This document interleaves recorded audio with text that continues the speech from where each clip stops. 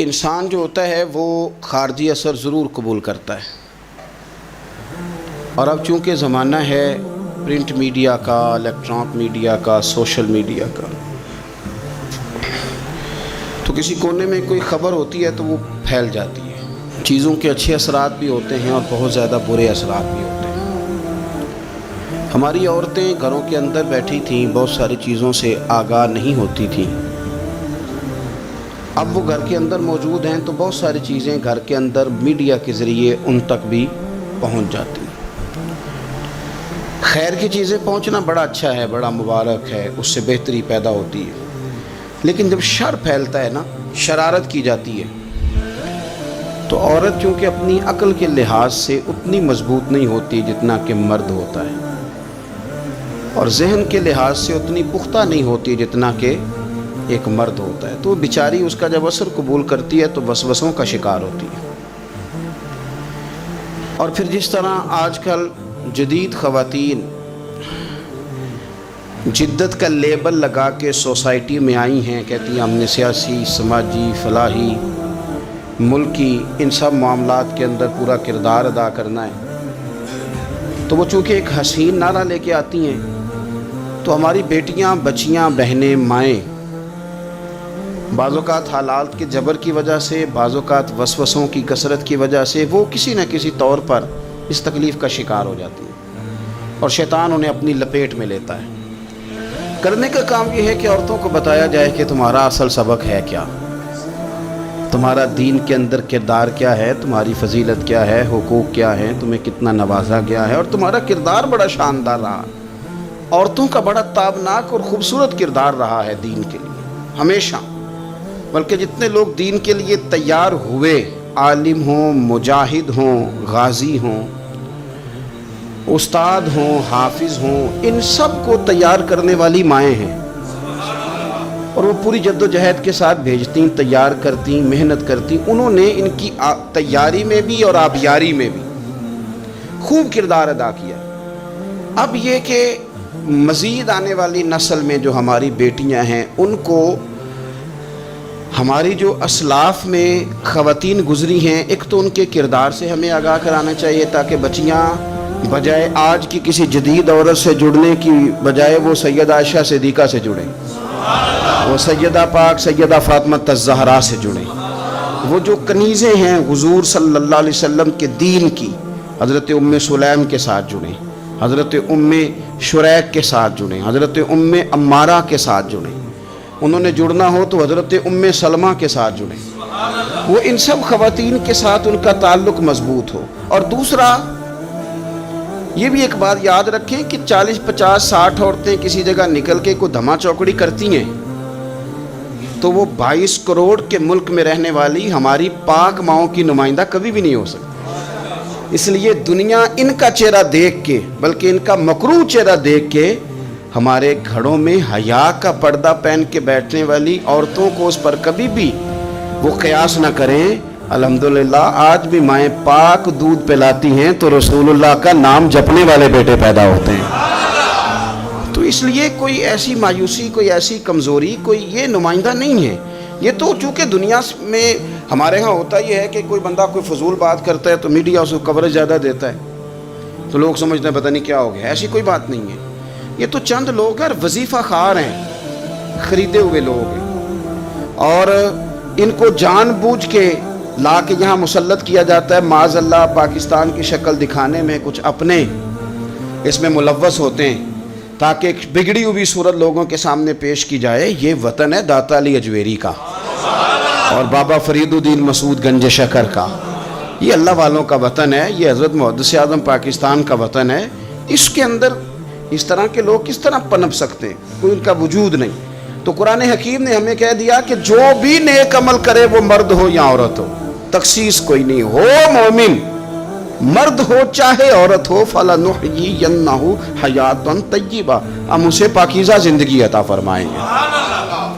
اللہ کے پیارے رسول صلی اللہ تعالیٰ علیہ وسلم نے ارشاد فرمایا، حضور علیہ السلام ارشاد فرماتے ہیں کہ مختصر سی بات ہے، مسند امام احمد بن حنبل میں، انسان کے لیے جنت میں چلے جانا نا بہت بڑی کامیابی ہے۔ کیوں؟ اس لیے کہ اللہ کا دیدار بھی جنت میں اور مدینے والے محبوب کا قرب بھی جنت میں نصیب ہوگا۔ رسول کائنات علیہ السلام کے قرب میں بھی جگہ وہیں جنت میں ملے گی، وہیں سب اللہ والوں کی زیارت ہے، وہیں سب کے لیے انعامات ہے، وہیں سب کا بسیرا ہے۔ قرآن مجید نے کہا اصحاب الجنتی ہم الفائزون، اصحاب الجنتی ہم الفائزون، یہ جو جنتی ہیں یہ کامیاب لوگ ہیں۔ تو نبی پاک صلی اللہ علیہ وسلم نے مختصر بات ارشاد فرمائی مسند امام احمد بن حنبل میں۔ حضور فرمانے لگے عورت 5 نمازیں پڑھے، اپنے روزوں کی حفاظت کرے، یعنی رمضان کے روزے رکھے، فرمایا اپنے خامند کی اطاعت کرے، نماز روزے کی پابندی کرے، خامند کی اطاعت کرے اور اپنی شرمگاہ کی حفاظت کرے، تو حضور فرماتے ہیں پھر قیامت والے دن نہ اس کے لیے جنت کھول دی جائے گی، وہ جس دروازے سے چاہے جنت میں داخل ہو جائے۔ پھر کھول دیا اللہ تعالیٰ نے اس کے لیے۔ 2 ہی باتیں، ایک یہ کہ نماز روزے کا خیال کرے، خامد کی اطاعت کرے، شرمگاہ کی حفاظت کرے، تو جنت کے جس دروازے سے وہ چاہے گی نا اس کو داخلہ دے دیا جائے۔ تو عورتوں نے بڑے مضبوط ایمان کا مظاہرہ کیا ہے، مضبوط ایمان کا۔ پہلی مثال دیتا ہوں جناب ہاجرہ کی۔ حضرت ہاجرہ رضی اللہ تعالی عنہا حضرت اسماعیل علیہ السلام کی والدہ ہیں، جناب ابراہیم خلیل اللہ علیہ السلام کی اہلیہ ہیں۔ میں نے پہلے بھی ایک دفعہ کہا تھا، پھر کہتا ہوں کہ آج کل نا کاکروچ دیکھ کے، چھپکلی دیکھ کے چیخ مارنا یہ خوف نہیں، یہ فیشن ہے۔ اسے پتہ چلتا ہے کہ یہ برگر فیملی ہے، اسے پتہ چلتا ہے یہ امیر لوگ ہیں، یعنی کاکروچ کھا جاتا ہے کہ چھپکلی کھا جاتی ہے، لیکن یہ نا جی وہ جی ہمارا بچہ چیخ مارتا ہے اس کو دیکھ کے، کیا مطلب ہے بڑا پڑھا لکھا ہے جی، بڑی سوبر فیملی۔ یہ پڑھے لکھے نہیں، یہ بزدل ہونے کی علامت۔ کمزور پڑنا، ڈرنا، خوف کھانا، اللہ تبارک و تعالیٰ پر ایمان رکھتے ہوئے توکل میں کمزوری کرنا، معاذ اللہ۔ مسلمان کا تو یہ نظریہ نہیں نہ ہوتا، اور مسلمان عورتوں کا ہر وقت رونا کہ نصیب پتہ نہیں کیسے ہوں گے، پتہ نہیں کیا بنے گا، میرا تو کچھ بن ہی نہیں رہا، جب بات کرنا رو کے کرنا، جب سنانا دکھ ہی سنانا۔ یہی حال ماں کا ہے، یہی بہن کا ہے، یہی بیٹی کا ہے، الا ماشاءاللہ کچھ اچھی بھی ہیں۔ تو اس قدر زیادہ کمزور نظریات مسلمان عورتوں کے نہیں ہوتے، اور پھر ساری زندگی اگر یاد کرنا ہے تو دکھ یاد کرنا ہے، سکھ نہیں یاد کرنا۔ زندگی کے اندر جہاں کسی جگہ آزمائش آئی اس کا ذکر روز کرنا ہے، اور جو آسانی آئی ان کو بھول جانا ہے۔ حضرت ہاجرہ کو جناب ابراہیم خلیل اللہ علیہ السلام چھوٹا سا بیٹا دے کے وادی غیر ذی زرعین میں چھوڑ آئے، اتنی سی کھجوریں، ایک مشکیزہ پانی کا۔ اس خاتون کو وہاں کھڑا کیا، دور دور تک آبادی کوئی نہیں، جنگل کا سما ہے، پرندے تک آ کے نہیں چہکتے، کوئی چیز نہیں دنیا کی، لیکن ایمان اس کو کہتے ہیں، طاقت اس کو کہتے ہیں، کلمہ پڑھنے کے بعد کھڑا رہنا اور اپنے توکل کو مضبوط رکھنا اس کو کہتے ہیں۔ حضرت ابراہیم واپس لوٹ رہے تھے تو جناب ہاجرہ نے ایک سوال پوچھا، بس ایک۔ جناب ہاجرہ عرض کرتی ہیں اللہ کے خلیل، یہ اپنی مرضی سے چھوڑ کے جا رہے ہو کہ رب کا حکم ہے؟ میرے مالک کی میرے بارے میں یہی فیصلہ ہے، یہی رضا ہے، یا آپ اپنی مرضی سے چھوڑ کے جا رہے ہیں؟ تو جناب خلیل علیہ السلام فرمانے لگے ہاجرہ نہیں، یہ رب کا فیصلہ ہے، یہ اللہ کی رضا ہے۔ تو آپ کو بخاری میں یہ لفظ ملیں گے، جناب ہاجرہ کہنے لگی پھر آپ فکر نہ کریں، اگر رب کا یہ حکم ہے تو پھر میرا رب ہمیں کبھی بھی ضائع نہیں کرے گا۔ یہ مضبوطی ایمان کی، یہ مضبوطی، رب پھر ہمیں کبھی ضائع۔ او میرے ملت کی بیٹیوں اور بہنوں، ساری امیدیں خامن سے کیوں لگاتی ہو؟ ساری امیدیں بیٹے اور بھائی سے کیوں لگاتی ہو؟ ساری امیدیں دنیا سے کیوں لگاتی ہو؟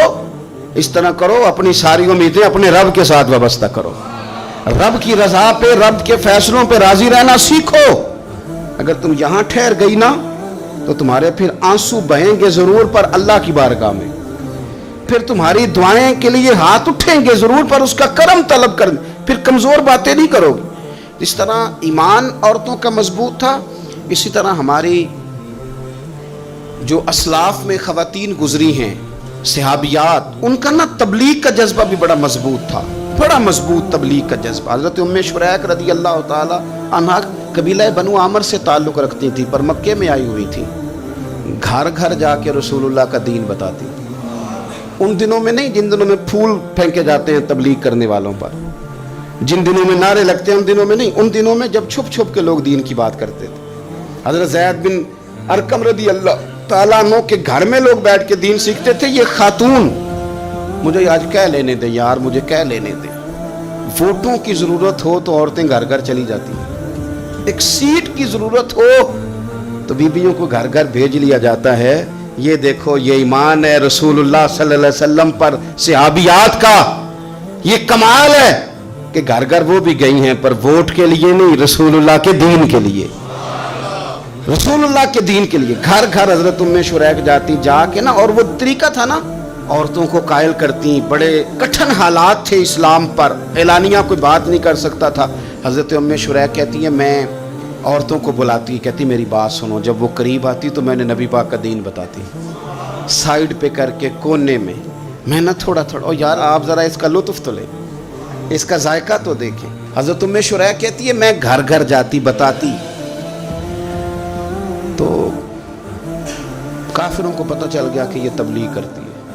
उन्होंने मुझे बुलाया, कहने लगे तेरे बरादरी और कबीले का मसला ना होता तो हम तुझे कत्ल कर देते, अब हम तुझे वापस भेजते हैं। चंद मर्दों को मेरे साथ किया, मुझे घोड़े और ऊंट की नंगी पुश्त पर बांध लिया। नंगी पुश्त पर लंबा सफर करना मुश्किल होता है, पसीना आए, बड़ी तकलीफ होती है घोड़े पर बैठ। अब वो कोई कजावा नहीं, कोई चीज नहीं, इसी तरह बांध के ले गए। और फरमाती हैं कि 3 दिन और 3 रातों का वो सफर था। रस्ते में वो खुद छांव में बैठते और मुझे बांध के धूप में डाल देते। 3 दिन मैंने जमीन पर चलने वाली किसी चीज की आवाज नहीं सुनी, लेकिन वो जब जब नबी पाक के दीन की बात पूछते तो मेरा कलेजा खुशी के साथ ठंडा हो जाता, आंखें खुल जाती और मैं कहती क्या बात है मेरे नबी पाक के दीन की। उस कैफियत में भी वो तबलीग की लज्जत अपनी जगह मौजूद। हजरत उम्मे शुरैक रदी अल्लाह तआला अन्हा फरमाती है कि जगह उन्होंने मुझे लिटा दिया बांध कर, प्यास बड़ी शदीद थी, पानी पीने को देते नहीं थे, रोटी खाने को, ये एक औरत की बात कर रहा हूँ, ये खातून की बात कर रहा हूँ। आजकल तो हमारे बच्चे शाम को सालन ठीक ना पका हो तो मोबाइल तोड़ देते हैं। ये कौम नहीं मैदानों में जा सकती, जिहाद नहीं कर सकती। खातून कहती है कि शदीद प्यास थी और मुझे बांध के लिटाया हुआ था। मुझे जब तकलीफ बढ़ गई तो अचानक मैंने देखा पानी का एक डोल बरामद हुआ है, मैंने उससे थोड़ा सा पी लिया, पर तलब अभी बाकी थी। वो फिर आ गया बर्तन, मैंने फिर पिया, तलब अभी बाकी थी, फिर बर्तन आ गया। इमाम अबू नईम ने इसको लिखा है हिलियतुल औलिया में, फरमाते हैं तीसरी दफा वो फिर भरा हुआ डोल पूरे का पूरा आ गया। अब मैंने पिया भी, अपने कपड़ों पे भी छिड़का। जब वो सारे बेदार हुए तो मुझे आके कहने लगे कि तूने हमारा पानी इस्तेमाल किया है। फरमाती है फिर उन्होंने अपने बर्तन देखे, मुश्किज़े देखे तो भरे हुए थे। मेरे करीब आके कहने लगे ये पानी कहाँ से आया? तो मैंने कहा तुम अभी मेरा अकीदा नहीं समझे, ये मेरे रब ने मुझे दिया है, मेरे रब ने मुझे दिया। फरमाती है मुझे बांध के ले जा रहे थे, पर जब मेरी बात सुनी ना तो बोल के कहने लगे हमें समझ आ गई है, तेरा दीन हमारे दीन से बेहतर है, तेरा अकीदा हमारे अकीदे से बेहतर है। और एक रवायत में यूं भी है कि वो बांध के ले जा रहे थे, पर ये कमाल देखा तो कलमा पढ़ के मदीने वाले के गुलाम बन गए। सहाबियात ने ना बड़ा जम के दीन का काम किया, अकीदा, फिर तबलीग, फिर मैदान जिहाद। औरतें जिहाद में जाया करती थी, वो जख्मियों को पानी पिलाती थी, मरहम पट्टी करती थी, पहले अपने जिस्म के साथ बड़ी बड़ी पट्टियां लपेट के ले जाती, जहाँ किसी जख्मी को ज़रूरत होती वो पट्टियां करती, और आसाबी तौर पर मजबूत रह के। मैदान के अंदर जिहाद वो बंदा करता है जो यकीन कामिल की दौलत जिसे नसीब हो, जिसे पता हो कि ये मैं मरूंगा तो मेरा मरना रहेगा नहीं, अल्लाह मुझे शहादत का दर्जा अता फरमाएगा। लेकिन अगर यहीं से बंदा अपने आप को मुतमईन न कर सके तो मैदान में जाएगा। यकीन कामिल हो, अगर हो यकीन कामिल पैदा तो फिर कट जाती हैं जंजीरें, फिर इंसान आगे मजबूती से आगे बढ़ता है। नबी पाक सल्लल्लाहु अलैहि वसल्लम जब जिहाद के लिए तशरीफ ले जाते ना तो औरतों पर किसी न किसी शख्स को नुमाइंदा बना के छोड़ के जाते थे। एक दफ़ा मौला अली शेर खुदा को भी छोड़ के गए, हज़रत अब्दुल्लाह इब्ने मखतूम रदी अल्लाह तआला अन्हु को भी एक दफ़ा छोड़ के गए।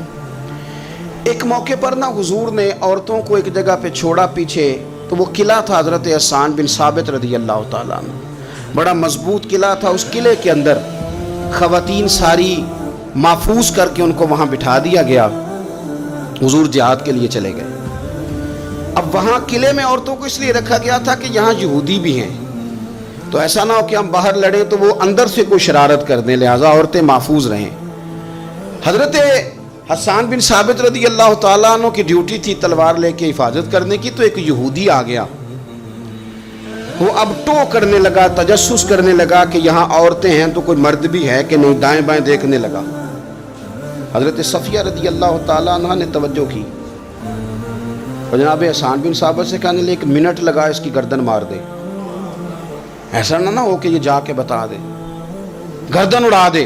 حضرت حسان بن ثابت ذرا تھوڑی کوشش کرنے لگے، ارادہ کرنے لگے، آگے بڑھنے لگے، تو ابھی وہ تیاری میں ہی تھے تو حضرت صفیہ رضی اللہ تعالیٰ عنہ خود نکلی پیچھے سے ہو کے، ذرا سا ایک ستون کے پیچھے چھپی، ہاتھ میں بڑا سا ڈنڈا پکڑا، وہ آپ کے قریب سے گزرنے لگا۔ تو یہ خاتون کی بات کر رہا ہوں، خاتون کی، کسی مرد کی ضرورت ہے عورت کو تنگ کر جائے؟ شرط یہ ہے کہ عورت کے اندر بھی تو غیرت ایمانی ہونا، اس کے اندر بھی تو وہ قوت ہونا، ایسا نہ ہو کہ وہ کمزور پڑ جائے۔ ہاتھ کے اندر ڈنڈا تھا، جب وہ یہودی پاس سے گزرنے لگا تو اللہ اکبر کہہ کہ بی بی نے اتنے زور سے مارا ڈنڈا، حضور کی پھپھو نے ایک ہی ڈنڈا کھایا اور وہ زمین پہ ڈھیر ہو گیا۔ حضرت صفیہ نکلی اور جناب حسان بن ثابت سے کہنے لگی مجھے آتی ہے شرم، چونکہ جب کسی کو مار دیا جائے تو اس کا مال مال غنیمت ہے نا کافر کا، اب اس کی زرہ اتارنی ہے، اس کی تلوار لینی ہے۔ فرمایا مجھے شرم آتی ہے، وہ مرد ہے، اس طرح کرو مار میں نے دیا، سامان تم اتار کے لے آؤ۔ یہ قوت تھی مسلمان عورتوں کے اندر، یہ شوق تھا، یہ جذبہ تھا۔ ہمارے ہاں نا روز روز کی کمزوریاں، عورتوں کا روز آنسو بہانا اور جہاں بھی سنانا دھوکھی سنانا، اس نے انہیں کمزور کر دیا ہے۔ آپ کے ذہن پہ چیزیں سوار ہو جاتی ہیں نا، تو یہ جو مرد زیادہ رہتے ہیں نا عورتوں کے ساتھ، زیادہ وقت گزارتے ہیں، زیادہ داستانیں سنتے ہیں، ان میں وہ ساری چیزیں پیدا ہو جاتی ہیں۔ آپ نے ناراض نہیں ہونا، میں دعوے سے کہتا ہوں کہ جو جوان اپنی اماں کے اور ابا کے شکوے کرنے لگ جاتا ہے نا، اس نے 1.5 گھنٹہ باتیں سنی ہیں بیوی کی، ایسے مفت میں نہیں شکوے کر رہا، اس نے ہلکا ہلکا کہیں جی بھی کیا ہے، تو تب یہ ساری کہانیوں نے جنم لیا۔ آپ جس کی صحبت میں بیٹھیں گے اس کا کچھ نہ کچھ اثر ہے، بلکہ عارف رومی تو کہتے ہیں کہ شیر کے بچے کو بکریوں میں چھوڑ دو، بکری بن جائے گا۔ شیر کے بچے کو بکریوں میں چھوڑو، وہ بکری ہے، اس لیے کہ شیروں کی صحبت بندے کو شیر بناتی ہے۔ تو جب بیٹھنا ہی نہیں ہے، باتیں ہی سارا دن یہ والی سننی ہے، ہر وقت رہنا ہی اسی داستان میں، پھر کمزور باتیں، پھر اپنے ماضی کے دکھ، پھر پتہ نہیں کیا۔ آپ نے ناراض نہیں ہونا، میں بعض جوانوں کی باتیں سن کے میرا دل کرتا ہے کہ اسے کہوں یار تو کیا بات کر رہا ہے، اپنا قد دیکھ، تو اپنی عمر دیکھ، رب نے تجھے مرد بنایا ہے، تو کمال آدمی ہے، تو کھڑا ہو۔ اگر اس طرح امت مسلمہ کے نوجوان رہیں گے تو میدانوں میں کس نے نکلنا ہے؟ بات بات پہ رو جانا، بات بات پہ سہم جانا، حالات کے سہمے ہوئے لوگوں کو بتا دو حالات بدل جاتے ہیں، ایک جیسے نہیں رہتے۔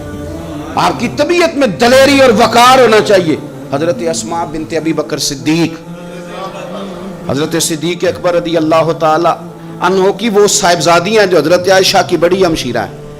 رات کو غار ثور میں مرد جاتے ڈرتے ہیں، آج بھی ڈرتے ہیں، اور جناب اسماء نبی پاک کی روٹی لے کے جایا کرتی تھی۔ پھر اللہ نے ان کو بیٹا دیا، حضرت عبداللہ بن زبیر، یہ حضور کی پھپھی کے نواسے ہیں، حضرت زبیر بن عوام عشرہ مبشرہ صحابی ہیں، ان کے بیٹے ہیں، اور یہ وہ خوشبخت جوان ہے جس کو گٹی نبی پاک نے اپنے لعاب دہن سے عطا فرمائی۔ یزیدی فوجوں کے خلاف امام حسین کے بعد جو آدمی باقاعدہ مرتب فوج کے ساتھ میدان میں آئے وہ حضرت عبداللہ ابن زبیر ہیں، مرتب کر کے اپنا لشکر لے کے نکلے۔ حضرت اسماء بوڑھی ہو گئی تھی، 90 سال عمر تھی، نظر نہیں آتا تھا۔ حضرت عبداللہ ابن زبیر جب لڑے یزیدی فوجوں کے خلاف تو کچھ ساتھی شہید ہو گئے، کچھ کے قدم پیچھے ہٹ گئے۔ حضرت عبداللہ ابن زبیر ماں کے پاس آئے اور ماں سے آ کے کہتے ہیں اماں میرے کچھ ساتھی کمزور پڑ گئے، کچھ شہید ہو گئے، اور یہ بڑے سخت لوگوں کی فوج سے ہمارا مقابلہ ہے، تو اس وقت تیرے ساتھ کوئی خدمت گزار نہیں، میں تیرا اکیلا سہارا ہوں، ماں تو بتا میں کیا کروں، آگے جاؤں کہ واپس مڑوں؟ نابینا ہیں حضرت اسماء، عمر ہے 90 سال، بیٹے کی پشت پہ ہاتھ رکھ کے کہتی ہیں پتر پہلے یہ بتا کہ تو حق پہ ہے کہ نہیں، تو حق پہ ہے کہ نہیں؟ ان ماؤں کی گود میں اسلام پلا کرتا تھا، حق پہ ہے کہ نہیں؟ تو حضرت عبداللہ ابن زبیر کہنے لگے اماں میں حق میں ہوں۔ تو حضرت اسماء کہنے لگے پتر پھر میدان میں جا، اور میرا پتر ایک میرے ساتھ وعدہ کر، کوئی بھی تیر پشت پہ نہ کھانا، سارے سینے پہ کھا کے آنا۔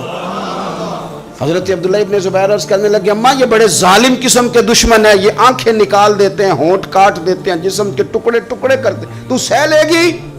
کیا جواب ہے، کیا طاقت ہے، کیا ہمت ہے۔ حضرت اسماء فرمانے لگی پتر بکرے کو نہ صرف ذبح ہوتے وقت تکلیف ہوتی ہے، کھال اترتے وقت کوئی تکلیف نہیں ہوتی، جا میرا بیٹا میدان میں۔ حضرت عبداللہ ابن زبیر شہید کر دیے گئے، ان کی لاش مبارک مکہ مکرمہ کے چوک میں جنت المعلہ کے پاس لٹکا دی گئی۔ حجاج بن یوسف نے حضرت اسماء کو بلایا اور بلا کے کہنے لگا تجھے پتہ ہے تیرا بیٹا لٹکا ہوا ہے؟ فرمانے لگی ہاں مجھے پتہ ہے، یہ بچپن سے ہی شاہ سوار ہے، یہ گھوڑوں پہ رہنا ہی پسند کرتا تھا۔ اور پھر کیا جملہ کہا، حجاج کے لوگ کہتے ہیں یہ فوجوں میں اور تلواروں کی جھنکار میں کبھی نہیں کانپا تھا، پر حضرت اسماء جو نابینا ہیں ان کے جملوں نے نرزہ طاری کر دیا۔ فرمانے لگی حجاج میرا پتر لٹک گیا ہے، کہیں تیرے آگے جھکا تو نہیں نا؟ لٹک ہی گیا ہے، جھکا تو نہیں میرا پتر؟ 14 دن تک لٹکے رہے، لاش مبارک لٹکی رہی، لیکن حضور کا لعاب دہن تھا نا، لوگ کہتے ہیں قریب سے گزرتے تھے تو دور دور تک خوشبوئیں پھیلی ہوئی، دور دور تک۔ مائیں ایک صحابیہ ہے، نام ہے ام عمارہ، جنگ احد میں زخمیوں کو پانی پلاتی، اپنے 2 بیٹے اپنا شوہر لے کے احد میں آئیں، زخمیوں کو پانی پلاتی ہیں، مرہم پٹی کرتی ہیں۔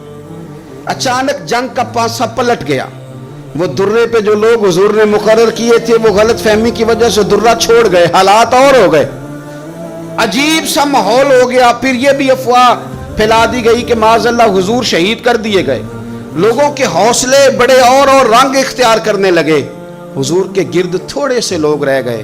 او میرے بھائیوں، او ملت کی بیٹیوں بہنوں، یہ ہے تمہارا انداز دین کی خدمت میں، یہ خواتین کا انداز ہوتا ہے۔ حضرت ام عمارہ پہلے زخمیوں کی مرہم پٹی کرتی تھی، اب سارا کچھ پھینک دیا، تلوار لی اور جا کے نا حضور کے گرد کھڑی ہو گئی، کہنے لگی آئے نا کون آتا ہے میرے کریم کے پاس، آ کے دکھائے نا کوئی، اساں کیتی ہے جان حوالے رب دے، ایسا عشق کمایا ہے اسی مرن تو اگے ہی مر گئے باہو، اساں تا مطلب نو پایا ہے، آ کے کھڑی ہو گئی۔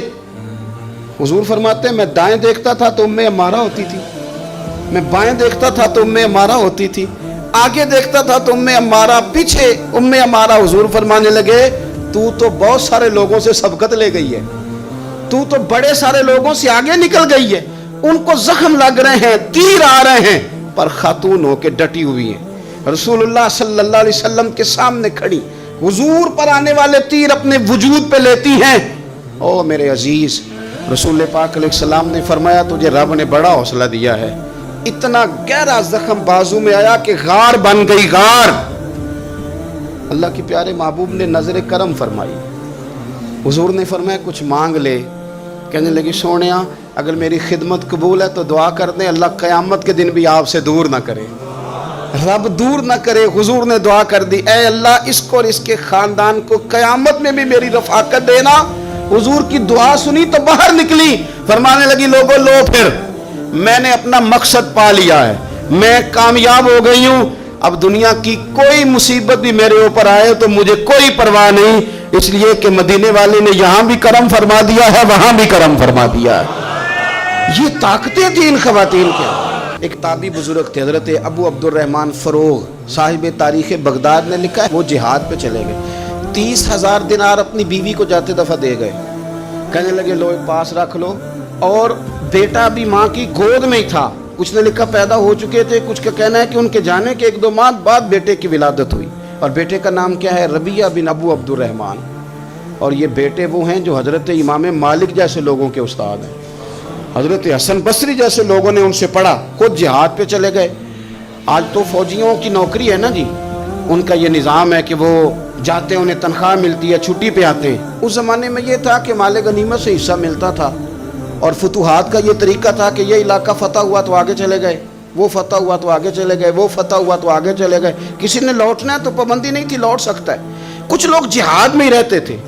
حضرت ابو عبد الرحمن فروغ 27 سال جہاد میں رہے، 27 سال۔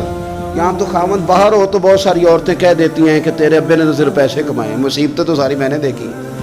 معاذ اللہ بعض جگہ سب نہیں لیکن بعض جگہ کہہ دیتی ہیں کہ وقت تے سارے میں کیتے 27 سال شوہر چلا گیا واپس ہی نہیں آیا 30,000 دینار دے کے چلے گئے 27 سال کے بعد خیال آیا گھر کا اب بیٹا محدث بن گیا عالم بن گیا اور کمال یہ کہ رہتے کہاں تھے حضور کے مدینے میں مدینہ النبی میں مدینہ منورہ میں صلی اللہ تعالی علیہ وسلم اور ان کے صاحبزادے حضرت ربیہ یہ مسجد نبی میں حضور کی مسجد میں بیٹھ کے نبی پاک کی حدیث پڑھایا کرتے آئے گھر دروازے پہ دستک دی صاحبزادے نے دروازہ کھولا نہ باپ بیٹے کو پہچانتا ہے نہ بیٹا باپ کو جناب ابو عبد الرحمن اندر داخل ہونے لگے تو صاحبزادے نے کہا بوڑھے میاں میرے گھر میں بغیر اجازت کے کیوں داخل ہو رہے ہیں تو وہ کہنے لگے تو بتا تو نے میرے گھر پہ قبضہ کیوں کر رکھا ہے اب جب بات زیادہ بڑھ گئی تو دونوں جانب سے لوگ جمع ہو گئے شور اٹھا تو اندر سے والدہ نے سنا